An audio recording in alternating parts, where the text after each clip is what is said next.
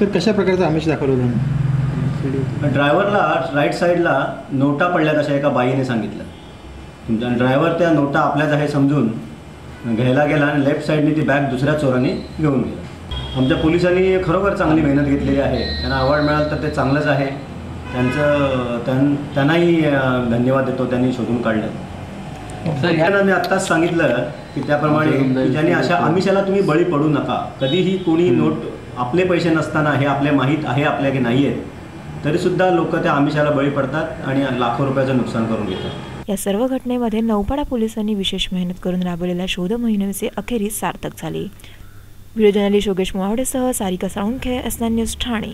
शेवटी पुन्हा एक नजर आजच्या ठळक घडामोडींवर. ठिकाणी मुस्लिम बांधवांनी एकत्र येऊन साजरी केली ईद, तर भांडूपमध्ये खड्डेमय रस्त्यांसह साजरी केली ईद, तर पालिकेचे मात्र दुर्लक्ष. नौपाडा पोलिसांच्या शोध मोहिमेस यश. ज्येष्ठ साहित्यिक विश्वास पाटील यांची बॅग लिखित साहित्यासह सापडली रेल्वे कॉलनीत. S9च्या बातमीपत्रावर इथेच थांबू. तोपर्यंत नमस्कार.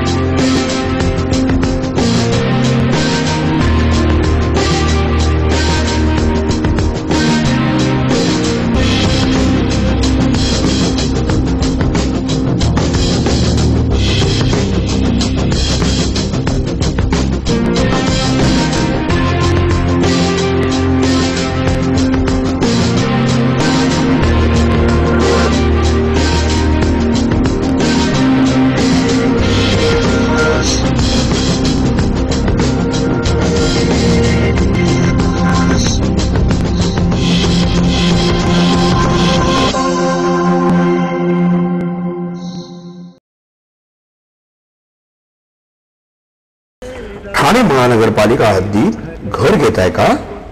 मग ते अनधिकृत तर नाही ना, याची खातर जमा करा.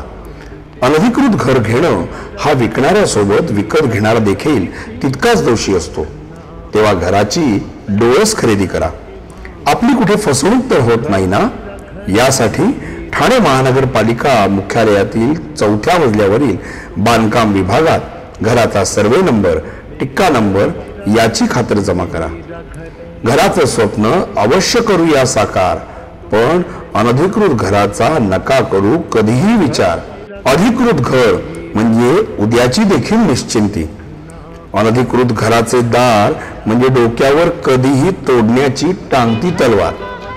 जगणं तुमचं होऊ दे सुरेल गाणं, स्वच्छ सुंदर आणि अधिकृत घरांचं हसरं ठाणं.